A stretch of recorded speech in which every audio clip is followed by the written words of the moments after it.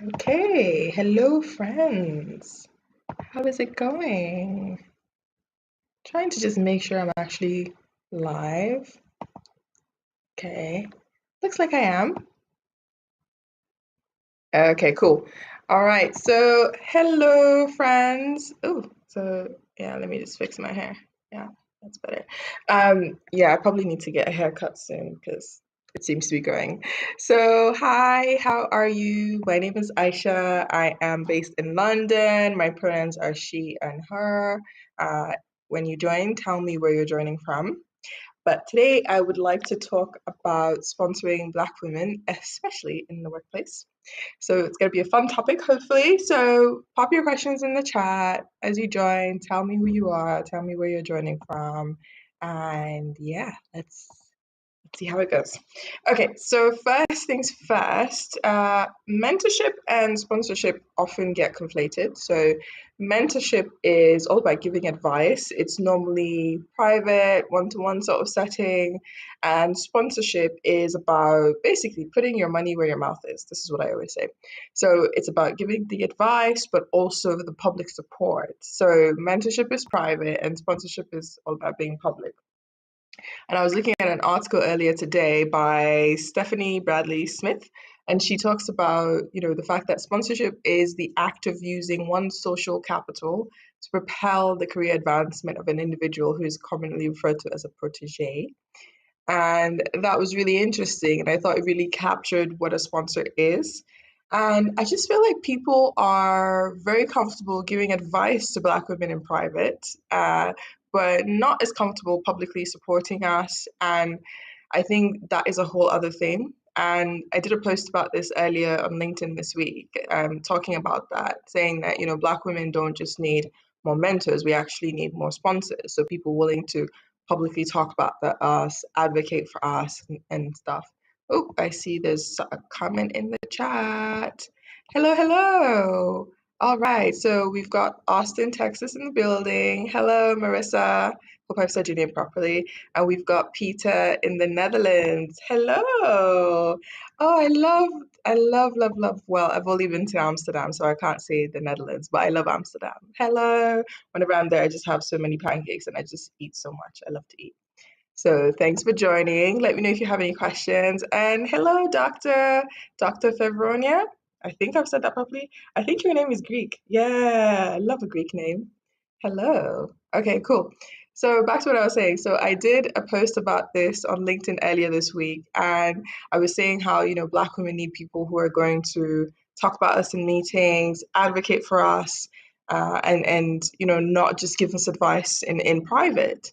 And she shared how she started a food business and everyone kept telling her how great it was and everything, but they wouldn't actually support the business. So by supporting, it was things like helping to make introductions or sharing resources that would really help her move her business forward. So it seems to be a pattern, where Black women are told, oh, you're great, you're awesome in private, but then when it comes to actually publicly showing support or taking actions that will actually lead to that person progressing, then that's a whole other conversation. So I think in the workplace as well, what's really important to know is that it really impacts you. So one thing I was looking at, so PayScale did some research, and in the research they talked about the fact that if you have a sponsor, you earn more money, but also if you have a white male sponsor, actually, you tend to earn more money compared to those without. So I think their research focused on the US, but that actually kind of makes sense because even if you look at the UK, for example, or Canada, I would say most places in Europe, the people who tend to be in positions of power are usually white men. So it kind of makes sense that if you have a white male sponsor, then it's more likely that you will actually end up making more money than those without. But the other thing the research found was, let me just pop it in the chat actually. The other thing the research found was, women of color were more likely to say that they had a sponsor that was either another woman or another person of color. So again, that's something that puts you at a disadvantage because if you earn more money, if your sponsor is a white man, and usually your sponsor ends up being, another woman or person of color, then that kind of puts you at a disadvantage, doesn't it? So I want to know people who have joined in the chat. Let me know what's been your experience with sponsorship. Do you feel like people have sponsored you? What types of sponsors have you had? Do you feel like it's usually women? Do you feel like it's usually people of color? Why do you think that is as well? And what do you think we can do to change that? Okay, so that's that. And as always, I love to talk about solutions. So I have a couple of solutions in terms of how to actually sponsor Black women. 'Cause sometimes people are like, oh, I'm not really sure what to do.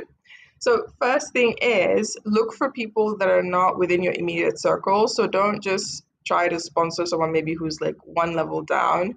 Go further on in the organization to expand your circle. I mean, you really want to do this anyway, because I remember someone had posted, I believe it was Rusty. So I follow Rusty on LinkedIn. He's a great leader in tech. And he was talking about this whole reverse mentoring thing where you have basically a board of advisors and they're not all senior people. It's people from all levels of the organization, including the junior level. And they really help you to get a pulse of how things are going in the organization. And they can even give you some solutions that you hadn't thought of, right?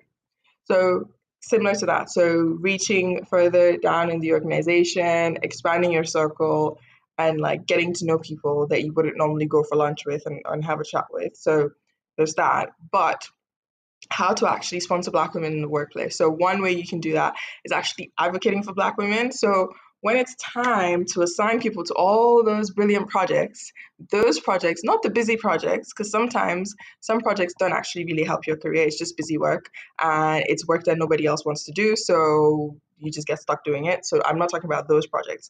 I'm talking about projects that are really going to have a high impact. They have a lot of visibility. Anyone who's involved in them will see, massive gains to their careers. So I'm talking about those projects. So advocate for Black women to be assigned to those types of projects, especially if you're in the room when it's being assigned. Just saying, hey, have we thought of this person? I think, thinking about their skills, that their skills would be really good for this project and this part, and this is why this person would add value to the project, right? Because again, that person, the Black woman, may not have someone in the room advocating for her. But if you're there and oh, she has all these great skills, let me big her up, then that can really make a difference. So when it's time to assign projects, that's one way.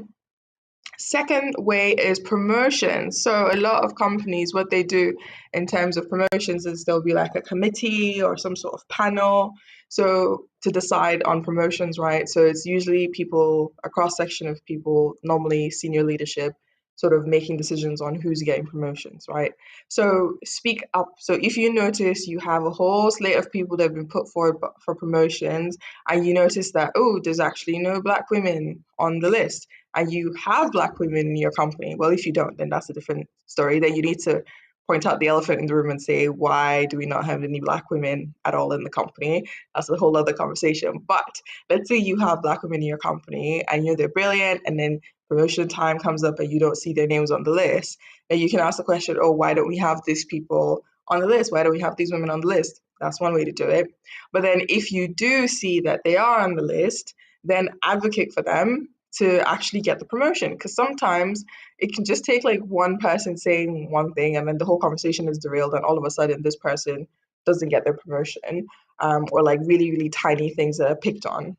And from experience, sometimes when you're in these meetings, not necessarily even just promotions, one person could say something that could derail the whole conversation. And even if others disagree, maybe they don't say anything until someone else sort of challenges that person and says, well, actually, I have a different perspective on this. And then everyone will be like, oh, yeah, me too. I agree. So, be the person who speaks up and, really challenges. If someone says, oh, I don't think this person should get a promotion, make sure that their reason is objective, and it's not, based on something flimsy, right? So promotions. All right. The third way is listening to what we need and making connections, right? So let's say, for example, a Black woman and she's telling you, oh, I don't feel fulfilled in my role. And maybe perhaps she doesn't feel like her skills are being utilized properly, or maybe she really wants to go work in a particular part of the business. So listening to that and hearing that and saying to yourself, okay, well, actually, I know this person in this part of the organization who is looking for someone like you. Let me go and make an introduction to you. So simple as like sending an email and saying, oh, I know this brilliant person. I think they would be a really great addition to your team. even that. Or it could be, someone who's working on a project, which is something that would excite this Black woman a lot more. So, sort of making that introduction. So, making those connections is really important, because sometimes an introduction can make all the difference, because it's basically like you're saying, oh, I know this person, I think they're great. It carries a lot more weight than if the Black woman just randomly reaches out to this person, to set up some time. They might be like, oh, who's this person? I don't know this person. Go away. And maybe they don't even respond. But if you do an introduction, then it's like, okay, well, I like this person who's made the introduction. So let me listen to what this person has to say. Okay, looking in the chat, seeing if anyone has any questions, pop them in. I've got about 3 minutes left. Because remember, this is a 15-minute show, short and sweet.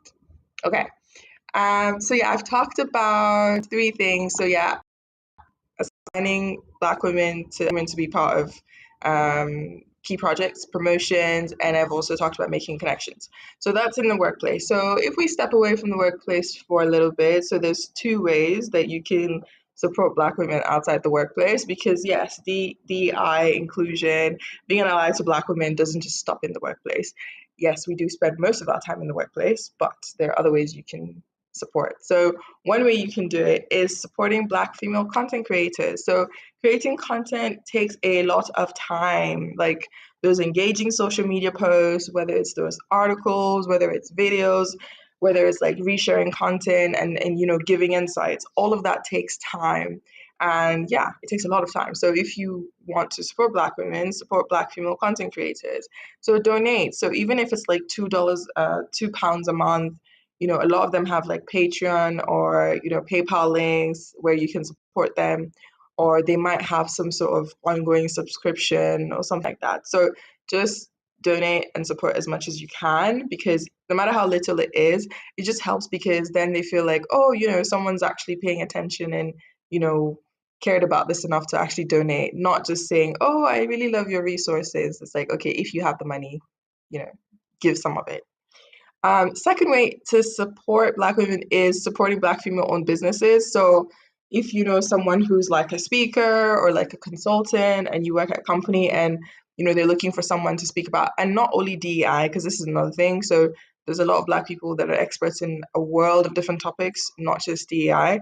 So if you hear someone's, I don't know, looking for a speaker to come in and talk about, I don't know, process improvement or organizational transformation, and you happen to know a Black woman who maybe you follow on YouTube or Instagram or any of those platforms, so put them forward, say, hey, I think this person would be a really great person to do this, and try to put them forward for things that they're actually going to be paid for. Because this whole thing of reaching out to people and asking them to do things for free, that still happens. I still get people messaging me and like inviting me to come and speak at their company thing, and it's like not paid.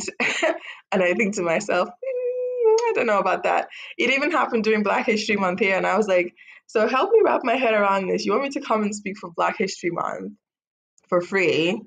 And there have been how many different posts and, articles and people talking about why you shouldn't do that, but that still happens. So support Black female-owned businesses, buy their products and services. So even if like their products and services aren't relevant for you personally, but you know someone who's in need of it, then tell them about it. Okay, I see California is in the building. Hello. Hi, Mirembe. Thank you for joining. Okay, so that's everything I have for you today. I'm gonna go. It's time for me to go do my nails, but I'm going to stay on for 1 more minute and see if anyone has any questions. I'm gonna look in the chat, and I'm also going to paste the link to, the article where I talked about, so Stephanie Bradley Smith's article where she talks about the difference between mentorship and sponsorship. I'm going to pop that in chat, but I'm also going to be checking the chat to see if anyone has any questions. So we've got 30 seconds. Any questions? Any questions? Okay. Well, since there's no more questions, I shall say have a good weekend.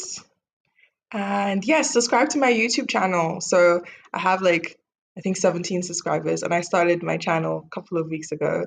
And yes, I'm moving away from LinkedIn because LinkedIn shadow bans Black content creators and doesn't like when you type words like Black or racism. So that sucks.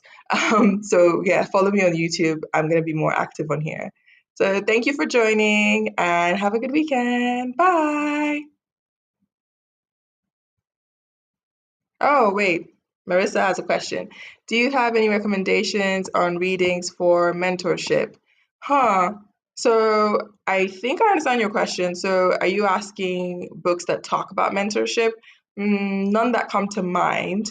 But what I always say about mentorship doesn't always have to be one to one. So it doesn't have to be actually someone you know in real life. One way I feel like I get mentorship is through podcasts. So one thing I do is I go on podcasts on different topics. So one I listen to, for example, is let me actually just pull up my phone and Spotify, and I'll tell you some of the podcasts that I listen to. And they aren't all necessarily focused on racial topics. So one podcast I like is The Hidden Brain. So it talks a lot about psychology and like how to basically tap into the power of your brain for different things. So I like that.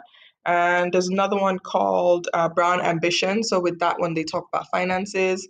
So it's run by two Black women. So I really like that one. And what other ones? Online Marketing Made Easy. So that's more about marketing. But basically, the point is like whatever platform you like to listen to or get your content from, whether it's reading or podcasts, just have a look on there and type in specific keywords. And what you find is, even especially when you're listening to interviews, you find that a lot of people having just listening to people have that back and forth conversation, you can learn so much from it. So that's what I would say. Okay. Thank you, Marissa. Bye, everyone.